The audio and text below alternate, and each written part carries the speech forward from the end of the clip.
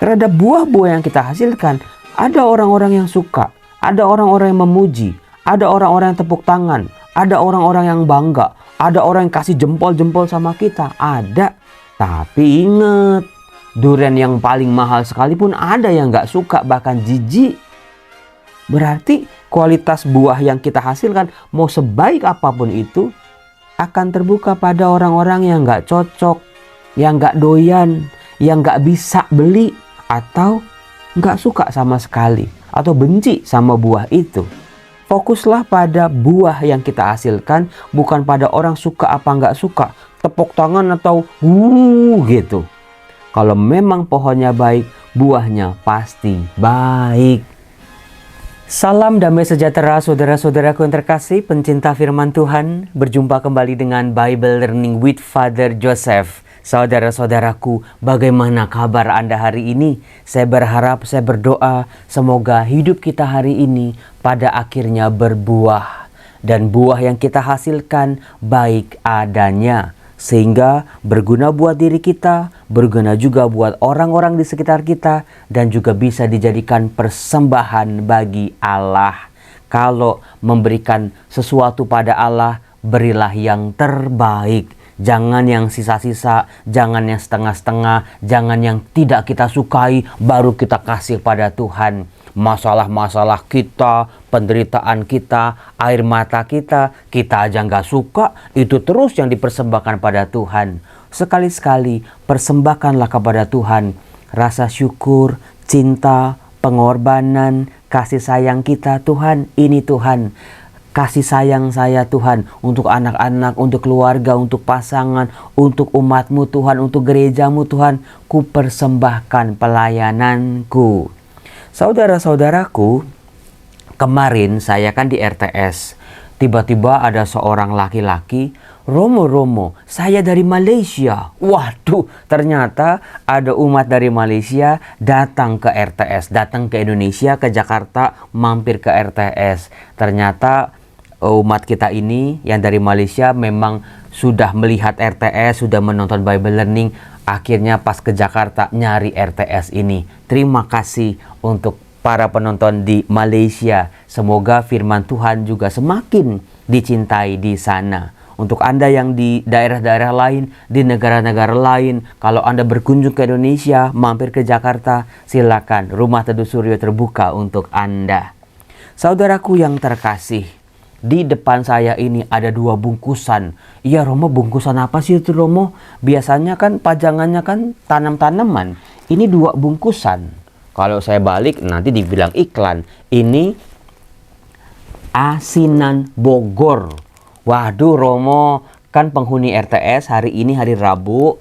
Ini sudah jam 7 pagi udah berangkat ke Kebun Raya Bogor. Jadi saudara-saudara, mudah-mudahan setiap bulan di RTS itu punya program outing. Karena gini, mereka kan capek ya di rumah sakit, pulang pergi. Setiap bulan sekali kita ajak udah ke Jakarta Aquarium, Aeon Mall, udah keliling kota tua, udah jalan-jalan sana sini. Nah, bulan ini mumpung lagi libur anak sekolah, mereka kita ajak ke Kebun Raya Bogor. Semuanya, anak-anaknya, mamanya, papanya, pakai bis. Wah, pokoknya udah disewain tenda. Semoga mereka penuh sukacita. Nah, ini asinan Bogor. Ada 2 jenis, meskipun seolah-olah sama, tapi kalau dilihat dari dekat itu beda.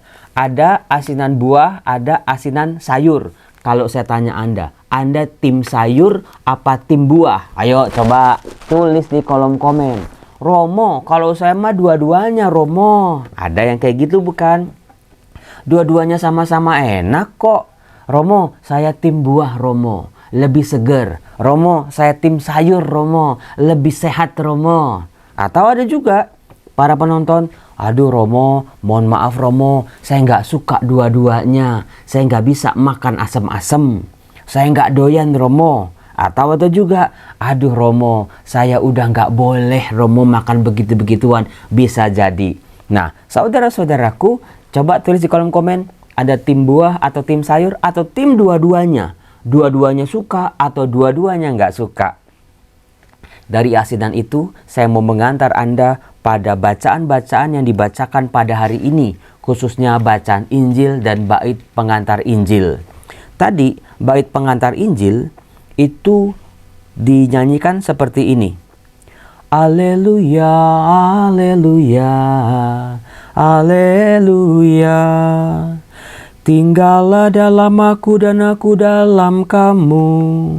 Barang siapa tinggal dalam aku akan menghasilkan banyak buah. Waduh Romo, saya tadi milih buah Romo. Karena tadi baca-bacaan Injil, ikut misa, ngomongin memang soal buah. Masih terngiang-ngiang Romo sampai hari ini. Hidupku harus menghasilkan buah. Jadi saudara-saudara, saya nggak akan tanya lagi kepada Anda, apakah Anda sudah berbuah? No, itu mah pertanyaan buat anak-anak. Tetapi untuk Anda, penonton Bible Learning, pencinta firman Tuhan, Anda yang sudah mau setia bertekun dalam iman dan sabda Allah, saya yakin kita semua, saya dan Anda sudah berbuah. Cuman pertanyaan berikut adalah, apakah buah yang kita hasilkan baik atau tidak baik? Ini penting sekali saudara-saudaraku. Sebab Tuhan Yesus berkata seperti ini. Waspadalah terhadap nabi-nabi palsu yang datang kepadamu dengan menyamar seperti domba. Tetapi sesungguhnya mereka adalah serigala yang buas. Bayangin saudara-saudara, seseorang pakai predikat nabi, mungkin dia berbicara soal kehendak Tuhan, dia berbicara soal nubuat-nubuatan, tapi Tuhan Yesus sendiri mengatakan hati-hati, tidak semua nabi yang berbicara soal firman Tuhan itu asli. Ada juga nabi-nabi palsu yang sebetulnya menyamar menjadi domba, sebetulnya mereka adalah serigala.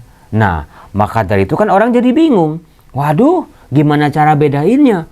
Baju mungkin sama, gaya mungkin sama, omongan mungkin sama, secara packaging mungkin sama. Maka Tuhan Yesus membantu kita. Kalau mau menilai orang, lihatlah, dari buahnya lah kalian akan mengenal mereka. Jadi saudara-saudaraku yang terkasih, dari buahnya, buah yang dihasilkan, bukan dari statusnya. Orang bisa membeli status, orang bisa membeli jabatan, orang bisa pura-pura, orang bisa bersifat munafik, di luar beda, di dalam beda, bisa, yang seringkali membingungkan dan menipu. Sehingga kita pikir dia baik, ternyata waduh brengsek juga. Kita pikir dia tuh galak, ternyata baik banget orangnya. Nah, Tuhan Yesus mengajarkan kalau kita mau menilai seseorang, mau mengenal seseorang, lihatlah buah yang dihasilkan. Dapatkah orang memetik buah anggur dari semak duri atau buah ara dari rumput duri? Jawabnya pasti tidak bisa. Gimana dari semak duri bisa muncul tumbuh anggur? Bagaimana dari rumput duri bisa muncul buah ara? Nggak bisa. Buah anggur ya dari pohon anggur dong Romo. Buah ara juga dari pohon ara. Nah dikatakan, camkanlah. Setiap pohon yang baik akan menghasilkan buah yang baik. Sedangkan pohon yang tidak baik akan menghasilkan buah yang tidak baik. Saudara-saudaraku, Tuhan Yesus melihat sebuah kualitas, bukan cuma kuantitas, bukan cuma sebuah predikat, bukan cuma buah yang banyak yang dihasilkan, bukan itu sasarannya, tetapi bagaimana kualitas buahnya, kualitas yang dihasilkan, kualitas yang dimiliki oleh seseorang dalam kehidupannya, kualitas yang terpancar, sinar yang terang benderang, yang bisa dinikmati, bisa dirasakan, bisa dilihat oleh orang lain. Saudara-saudaraku yang terkasih, yang namanya buah, sayang sekali anak-anak di kota besar kalau lihat buah-buahan itu kemana? Ya ke toko buah Romo. Mereka masuk toko buah, mulai dari langsung ada jeruk, tumpukan-tumpukan jeruk. Jeruknya aja beda-beda, bukan? Ada jeruk Pontianak, ada jeruk Mandarin, ada jeruk Sunkist, ada jeruk macam-macam. Di sebelah tumpukan jeruk ada mangga. Mangga kalau ada musimnya. itu mangga harum manis, mangga gedung, mangga apapun lah pokoknya ada. Kemudian sebelah sana ada apel, biasanya bukan, apel aja beda-beda. Harganya juga beda-beda. Warnanya ada yang hijau kalau dari Malang, ada yang merah, ada aneka macam buah-buahan. Tapi saudara-saudara, apakah kita tahu sebelum buah-buahan itu dipajang di toko buah, itu harus melewati proses yang sangat panjang dan rumit, bukan? Enggak ada itu buah tiba-tiba, tuing, tiba-tiba ada. Enggak ada yang seperti itu. Tetapi dihasilkan mulai dari pembibitan, mulai dari pencangkokan, mulai dari penyilangan. Lalu juga nanti tunas-tunasnya akan dipindahkan, dibibitin lagi, lalu dirawat. Nanti ada muncul batangnya, muncul cabang-cabangnya, lalu ada daun-daunnya, kemudian juga ada bunga-bunganya, baru nanti berbuah. Dari bunga-bunganya akan menjadi buah, dan buahnya pun tidak langsung jreng-jreng jadi nanas, jreng-jreng jadi apel, jreng-jreng jadi mangga. Enggak, mulai dari yang kecil-kecil dulu, mulai dari yang kecil-kecil nggak kelihatan. Buah duren misalnya, dia kalau dari bunga baru 1 minggu, itu mah kelihatannya aja juga nggak kayak duren, Romo. Baru umurnya itu buah baru 3 minggu. Nah itu udah kelihatan sih, tapi mungkin dibelah juga kosong, Romo. Ya enggak? Buah itu yang kita nikmati tanpa kita sadari ternyata harus melewati banyak proses.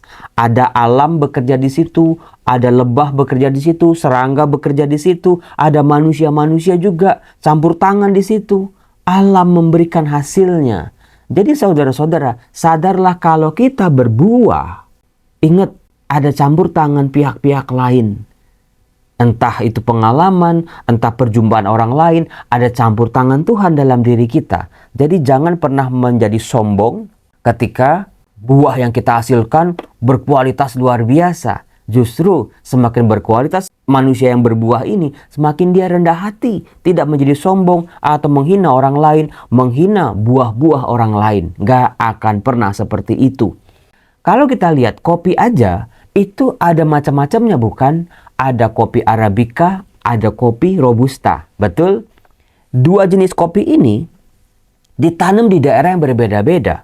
Ada yang dari Papua, ada yang dari kopi Flores misalnya, ada yang dari kopi Gayo, ada yang dari kopi mana-mana, ada yang kopi Brazil, kopi Vietnam, kopi Thailand, macam-macam. Kenapa harganya beda-beda? Karena setiap daerah meskipun sama-sama kopi, kualitasnya berbeda. Uniknya berbeda, rasanya, taste-nya berbeda. Itu yang membuat unik. Duren juga sama, biji duren itu mungkin mirip-mirip, tapi ada duren Petruk, ada duren Montong, ada duren Blackthorn, ada duren macam-macam, duren Lampung. Di Pekalongan itu terkenal duren kalau ada musimnya. Saudara-saudara, ingatlah masing-masing dari kita akan menghasilkan buah-buah yang unik. Jangan pernah memaksakan buah saya harus sama dengan buah orang lain. Jangan juga pernah memaksakan buah orang lain harus sama dengan saya. Gak bisa. Nanti jatuhnya iri. Nanti jatuhnya seragam semua. Gak indah, gak semarak, gak ada variasinya. Justru keindahan hidup itu ketika ada variasi. Buah-buah yang berbeda. Dari varietas yang berbeda. Dengan kualitas yang ditawarkan berbeda-beda. Romo mangga ini itu manis tapi berserat. Yang ini manis tapi nggak berserat. Yang ini asam sedikit, Romo ada rasa manis-manisnya. Misalnya, bagaimana alam menghasilkan kualitas yang berbeda-beda. Jangan pernah merasa iri hati dengan buah-buah orang lain. Fokuslah pada buah kita sendiri. Lalu yang kedua, pohon duren tidak akan pernah iri dengan pohon mangga di sampingnya. Pohon duren akan menghasilkan buah durian yang berkualitas. Meskipun buah mangga di sampingnya itu lebatnya luar biasa. Sementara pohon duriannya ini lama gitu. Tiap orang punya prosesnya juga. Atau buah pohon mangga di sebelahnya busuk gitu, hancur semua, gagal panen. Buah durian tidak akan terpengaruh. Itulah kehidupan saudara-saudara manusia dengan buahnya. Seringkali kita mut-mutan. Kalau teman kita belangsak semua, kita ikut-ikutan gak bener. Kalau teman kita suci-suci semua, kita ikut-ikutan suci. Fokuslah pada pertumbuhan kita. Pertumbuhan iman dan pertumbuhan rohani kita. Jangan sampai lingkungan orang-orang mau positif maupun negatif mempengaruhi pertumbuhan rohani kita. Fokuslah pada pertumbuhan kita. Hasilkanlah buah yang baik dari pohon yang baik. Kemudian saudara-saudara, kalau kita lihat banyak orang merasa, aduh Romo, buah saya apa ya Romo? Anda suka lihat nggak pohon-pohon di pinggir jalan? Itu kita nggak pernah tahu, manusia nggak pernah tahu itu fungsinya apa. Ada jenis-jenis pohon di hutan atau di kebun-kebun gitu, kan kalau mangga udah jelas, durian udah jelas, pohon pisang udah jelas lah pokoknya. Tapi ada beberapa jenis pohon yang buahnya kita nggak tahu fungsinya, manfaatnya buat apa sih? Mau kecil maupun gede. Bisa jadi saudara-saudara, manusia yang belum menemukan fungsi atau manfaat dari buah itu. Bisa jadi saya tuh kalau ke hutan-hutan gitu ya, suka-suka saya berpikir, ini pohon apa ya? Kok buahnya nggak jelas banget? Jangan-jangan ini obat kanker di masa depan. Jangan-jangan ini obat diabetes di masa depan yang manusia belum menemukannya. Jadi jangan pernah ragu, jangan pernah bimbang. Romo, saya berbuah tapi nggak tahu nih buahnya apa. Bermanfaat apa enggak, saya juga nggak tahu Romo. Nggak jelas buahnya apa. Bisa jadi bukan Anda tidak berguna, tetapi orang lain atau bahkan diri Anda yang belum menemukan manfaat dari buah-buah yang kita hasilkan. Jadi jangan pernah ragu, jangan pernah minder, jangan pernah membanding-bandingkan. Masing-masing berfokus pada buahnya, bukan pada saing-saingan. Mau durian itu harganya sekilo 450.000, pohon rambutan nggak pernah berusaha menjadi durian, bukan? Nah, kemudian yang berikut. Siapa yang suka durian? Wah, saya Romo, durian segala macam Romo, saya pernah icip Romo, segala durian saya suka Romo. Ada orang yang suka banget sama durian. Durian montong kek, durian yang harganya mahal atau durian kampung juga pokoknya dilahap.